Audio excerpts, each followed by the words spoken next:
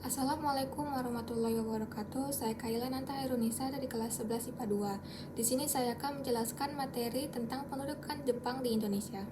Materi yang akan saya jelaskan adalah yang pertama, latar belakang masuknya Jepang ke Indonesia, yang kedua, kebijakan pemerintah pendudukan Jepang di Indonesia, yang ketiga, perlawanan rakyat Indonesia terhadap Jepang, dan yang terakhir adalah dampak pendudukan Jepang di Indonesia. Latar belakang masuknya Jepang ke Indonesia. Pada tanggal 7 Desember 1941, terjadi peristiwa yang besar. Pada saat itu, Jepang menyerbu pangkalan Angkatan Laut di Pearl Harbor, Hawaii. Aksi Jepang ini merupakan sebuah gerakan invasi atau aksi militer yang kemudian dengan cepat merambat ke kawasan Asia Tenggara. Sehingga di Januari sampai Februari tahun 1942, Jepang menduduki Filipina, Pontianak, Balikpapan, Palembang, Tarakan atau Kalimantan Timur, dan Samarinda, yang mana waktu itu bangsa Belanda masih berada di wilayah Indonesia. Selang beberapa minggu, Jepang berhasil mendarat di Pulau Jawa, tepatnya di Teluk Banten pada tanggal 1 Maret 1942, kemudian juga di Kragan, Jawa Timur, dan di Eretan, Jawa Barat. Setelah itu, 4 hari kemudian, kota Batavia jatuh ke tangan Jepang, tepatnya pada tanggal 5 Maret 1942, setelah Jepang berhasil menguasai beberapa wilayah tersebut.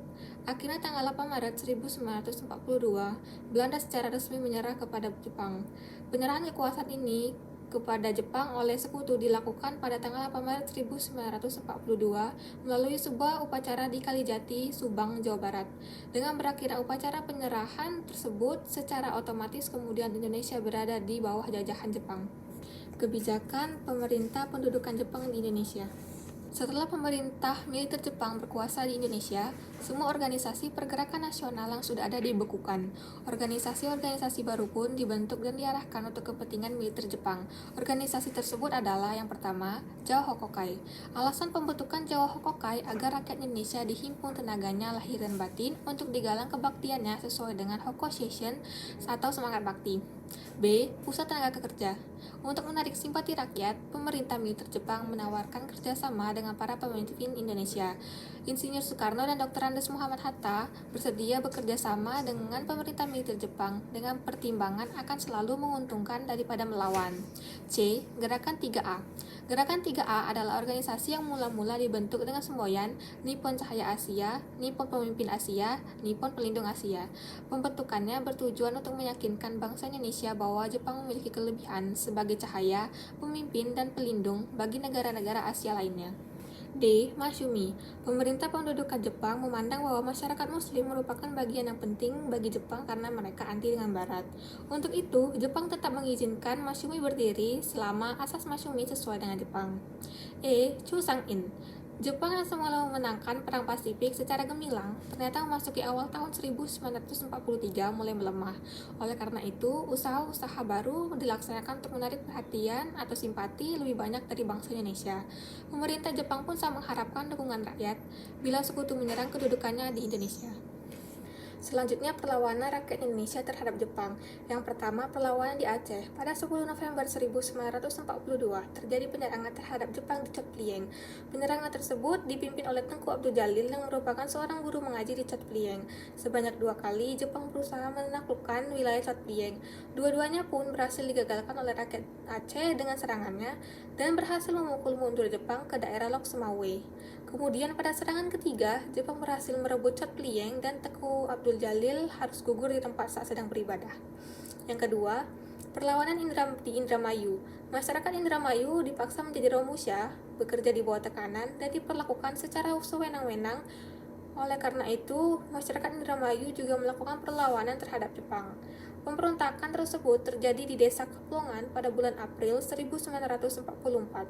Selanjutnya, beberapa bulan kemudian, tepatnya pada tanggal 30 Juli 1944, terjadi pemberontakan di desa Cidempet, Kecamatan Loh Bener. 3. Perlawanan di Tasikmalaya. Pada masa itu, rakyat Singaparna dipaksa untuk mengikuti upacara Sigeral. Upacara ini merupakan upacara penghormatan kepada Kaisar Jepang dengan cara membungkuk ke arah matahari terbit. Dengan cara ini, masyarakat Singaparna merasa sangat dipermalukan dan dilecehkan. Akibatnya, pada bulan Februari 1944, rakyat Singaparna melakukan perlawanan terhadap Jepang. Pasukan perlawanan dipimpin dipimpin oleh Kiai Zainal Mustafa. Akan tetapi, Jepang berhasil menangkap Kiai Zainal Mustafa pada tanggal 25 Februari 1944 dan pada tanggal 25 Oktober pada tahun yang sama, Kiai Zainal harus menghentikan perjuangannya setelah beliau dihukum mati. Keempat, perlawanan di Blitar. Pada tanggal 14 Februari 1945 terjadi pemberontakan yang dilakukan para tentara PETA atau pembela tanah air di bawah pimpinan Supriyadi. Pemberontakan ini merupakan pemberontakan terbesar pada masa pendudukan Jepang. 5. Perlawanan di Kalimantan. Perlawanan rakyat dipimpin oleh Pangsuma Berkorbar di Kalimantan Selatan. Perlawanan ini bersifat gerilya dan lebih banyak mengganggu berbagai aktivitas Jepang di Kalimantan. Untuk memadamkan perlawanan ini, Jepang bertindak keras. 6. Perlawanan di Papua. Gerakan perlawanan yang terkenal adalah Gerakan Koreri yang bersifat di Pulau Biak dengan pemimpin Elrum Korendri Pokmer. Pulau Biak adalah wadah pergolakan perlawanan rakyat yang sengit. Rakyat tidak mau mengalah, betapapun ganasnya tindakan pembalasan Jepang. Hukum para pejuang yang tertangkap adalah dihukum pancung di muka umum. Yang terakhir adalah dampak pendudukan Jepang di Palembang. Palembang merupakan wilayah yang dianggap memiliki nilai strategis bagi pemerintahan Jepang. Selain dari sumber tambang berupa minyak buminya yang dapat digunakan sebagai sumber minyak pasukan Pasifik dan Asia Selatan, wilayah Palembang juga dianggap sebagai jalan masuk Jepang untuk menguasai Pulau Jawa. Gajah Nata mengatakan bahwa tentara Jepang menduduki kota Palembang pada tanggal 14 Februari 1942 melalui serangan udara. Tentara Jepang menurunkan tentara payungnya atau biasa disebut juga dengan istilah pasukan parasut, dan sehari setelahnya tentara Jepang mengirimkan pasukan Kaigunya atau angkatan laut untuk dapat masuk ke kota Palembang melalui Sungai Musi. Dengan masuknya tentara Jepang ke kota Palembang, maka hal ini berdampak pula pada struktur birokrasi pemerintahan di kota Palembang yang sebelumnya dalam penguasaan pemerintah kolonial Belanda. Palembang ditetapkan sebagai sebuah wilayah otonom yang dikenal dengan istilah Gamente yang berlaku sejak tahun 1906 sampai dengan tahun 1942. Hal ini menandakan bahwa kota Palembang telah diperbolehkan untuk mengelola daerahnya sendiri dengan dikepalai oleh seorang wali kota, dan ketika berada di bawah penguasaan pemerintah Jepang, Palembang berubah menjadi sebuah wilayah otonom yang difungsikan sebagai daerah perekonomian sekaligus daerah militer yang disebut dengan istilah Palembangsi atau wali kota. Sekian dari saya, mohon maaf jika ada salah kata, saya mohon ampun pada Allah Subhanahu wa taala. Terima kasih. Wassalamualaikum warahmatullahi wabarakatuh.